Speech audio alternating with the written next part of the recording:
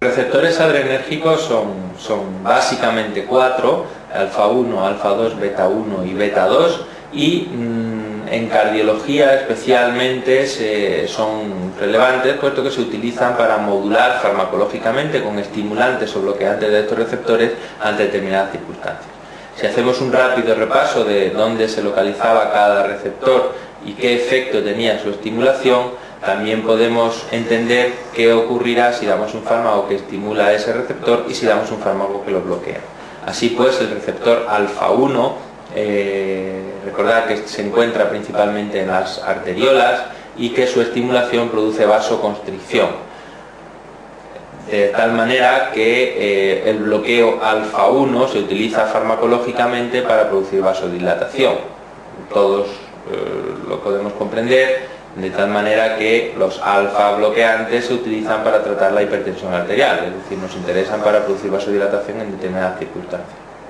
El alfa 2 es un receptor presináptico que generalmente es importante a la hora de regular la cantidad de neurotransmisor que se libera en el terminal del simpático, pero cardiológicamente tiene un uso prácticamente marginal.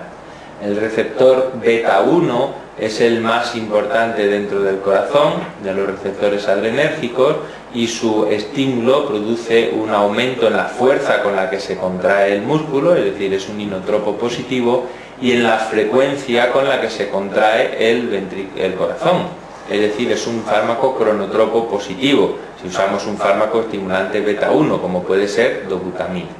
Esto es relevante recordarlo porque en cardiología se utiliza con cierta frecuencia fármacos beta bloqueantes precisamente para conseguir el efecto contrario, un efecto inotropo negativo y un efecto cronotropo negativo, es decir, disminuir la fuerza con la que se contrae el corazón y que se contraiga más despacio. El mecanismo por el que el estímulo beta 1 produce un aumento en la frecuencia cardíaca básicamente es porque aumenta la pendiente de la fase 4 del potencial de acción en las células del nodo sinusal, que como dijimos antes, esta pendiente era la principal determinante de la frecuencia con la que aparecía la actividad automática en las células. El receptor beta 2, por último, es el que se localiza en el resto de tejidos del organismo, principalmente bronquios, vasos, a nivel del músculo ocular, del iris, y su efecto va a ser básicamente relajación del músculo liso, de los bronquios produciendo broncodilatación, de los vasos produciendo vasodilatación o del iris produciendo relajación de la pupila. Lo que es importante recordar es que podemos utilizarlo farmacológicamente y todos conocéis que, por ejemplo, un estimulante beta 2 adrenérgico tópico se emplea en el asma para producir broncodilatación, o que un estimulante o un bloqueante beta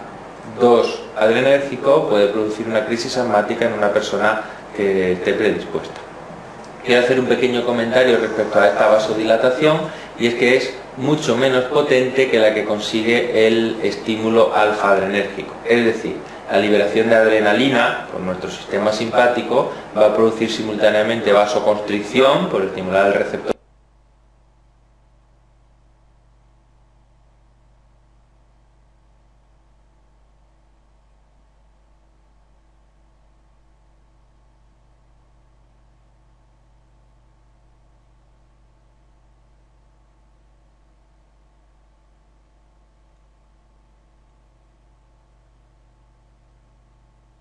y vasodilatación por estimular el receptor beta 2, pero es mucho más poderosa la vasoconstricción del alfa 1 que la vasodilatación del beta 2, de tal manera que esta es una vasodilatación marginal, pero que conviene tenerla en cuenta para entender por qué cuando utilizamos fármacos que estimulan el receptor beta 2, como puede ser la dobutamina, podemos tener un cierto efecto de caída de tensión arterial por vasodilatación, sobre todo al principio del tratamiento.